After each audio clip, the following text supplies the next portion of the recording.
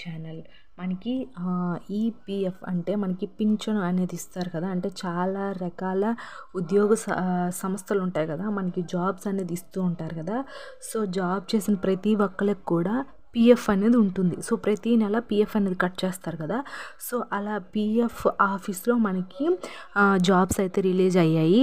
So నేను పూర్తిగా details అయితే ఈ వీడియోలో అయితే చెప్తాను, చివరి వరకు అయితే చూడండి. మీకు ఏమైనా డౌట్స్ ఉన్నా కింద కామెంట్ చేయండి, అలాగే వీడియోని ఇస్తే ఖచ్చితంగా లైక్ చేయండి. మన ఛానల్లో జెన్యూన్ జాబ్ అప్డేట్స్ అయితే రిలీజ్ చేస్తూ ఉంటాము. సో అందరికీ కూడా యూస్ఫుల్ ఇన్ఫర్మేషన్ ఇస్తూ ఉంటామండి. అలాగే టెలిగ్రామ్ ఛానల్లో కూడా కొన్ని వీడియోస్ అనేది పోస్ట్ చేస్తూ ఉంటాం. సో అక్కడ కూడా జాయిన్ అవ్వండి. ఇప్పుడైతే మనం వీడియోలోకి అయితే వెళ్ళిపోదాం.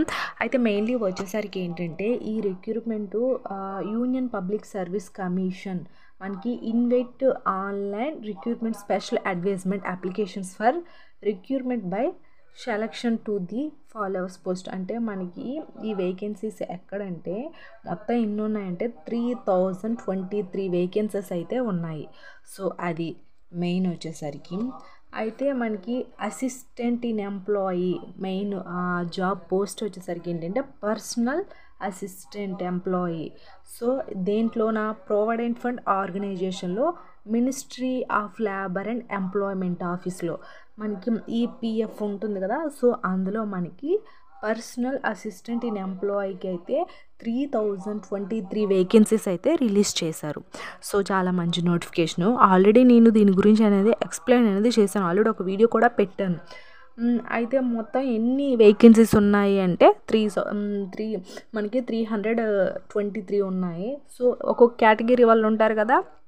సో అన్రిజర్వ్డ్ వాళ్ళకి 132 ఉన్నాయి. సో అన్రిజర్వ్డ్ అంటే అందులో అన్ని కేటగిరీస్ వస్తాయండి, ఓబీసీ, బీసీ, ఎస్టీ, ఎస్సీ, ఇలా ఏదైనా సరే అందులో మనకి అన్రిజర్వ్డ్ అంటే ఎవరైనా అప్లై చేసుకోవచ్చు అది. అండ్ మనకి ఈడబ్ల్యూఎస్ వాళ్ళకి 32 ఉన్నాయి, ఓబీసీ వాళ్ళకి 87 ఉన్నాయి, ఎస్సీ కేటగిరీ ఉంటారు కదా వాళ్ళకి 48, ఎస్టీ కేటగిరీ 24. సో మనకి పీడబ్ల్యూబీడీ వాళ్ళు ఉంటారు కదా, సో వాళ్ళకి ఇలా ఇన్ని పోస్టులు అయితే ఉన్నాయి. ఒక్కొక్క క్యాస్ట్ వాళ్ళకి ఉన్నాయి, మళ్ళీ మనకి అన్రిజర్వ్డ్లు కూడా ఉన్నాయి. సో మనకి ఈజీగా అప్లై చేసుకోవచ్చు మనకి ఇది. అండ్ మనకి ఏంటంటే రిజర్వేషన్స్ అండ్ సూటబిలిటీ ఇవన్నీ కూడా ఇచ్చారు, అంటే ఎవరికి పీడబ్ల్యూబీడీ ఉంటారు కదా సో వాళ్ళకి ఇవి. అండ్ నెక్స్ట్ మనకి దీని విషయానికి వచ్చేసరికి ఏంటంటే పే స్కేలు ఇక్కడ ఇచ్చారు, అంటే యాజ్ పర్ 7th CPC అని ఇచ్చారు. సో ఆ లెవెల్లో ఇస్తారు. మనకి ఏజ్ విషయానికి చూడండి, 30 years అన్రిజర్వ్డ్ కేటగిరీ ఉంటారు కదా సో వాళ్ళకి, ఓబీసీ వాళ్ళకి 33. అండ్ నెక్స్ట్ 35 years ఎవరికి ఎస్సీ ఎస్టీ కేటగిరీ ఉంటారు కదా వాళ్ళకి 35 years. అండ్ పీడబ్ల్యూబీడీ వాళ్ళకి 40 years. సో మనకి మినిమం ఏజ్ స్టార్టింగ్ ఏజ్ అంటే 80 years నుంచి మనకి 40 years వరకు. సో ఒక్కొక్క కేటగిరీ వాళ్ళకి ఒక్కొక్క ఏజ్ అనేది మెన్షన్ చేసి పెట్టారు. సో ఇది.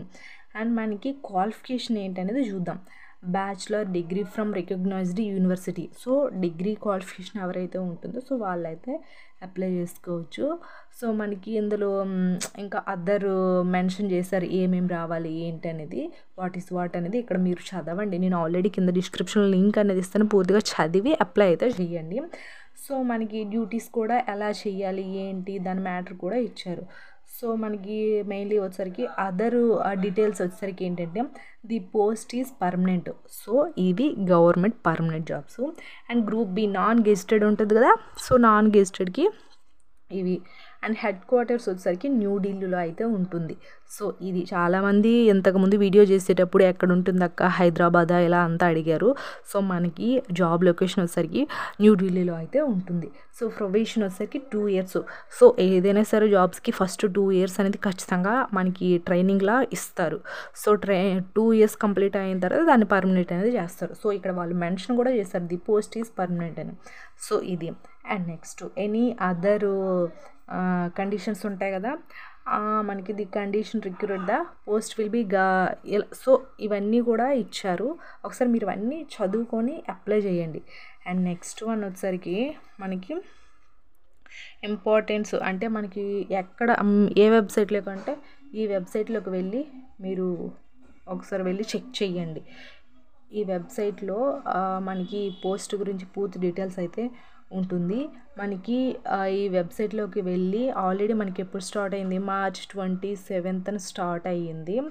సో అండ్ మనకి లాస్ట్ డేట్ వచ్చేసరికి ఎప్పుడంటే ఏప్రిల్ 3 వరకు అయితే ఉంది మనకి అప్లై చేయడానికి.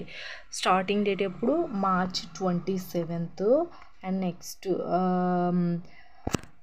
మనకి ఎండింగ్ డేట్ ఎప్పుడంటే ఏప్రిల్ 3 వరకు అయితే ఉంది. సో ఇది ఒకసారి మీరు అన్ని డీటెయిల్స్ నేను కింద డిస్క్రిప్షన్ లింక్ ఇస్తాను, ఒకసారి చూసి అప్లై అయితే చేయండి.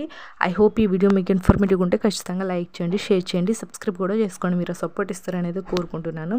Thanks for the watching this video.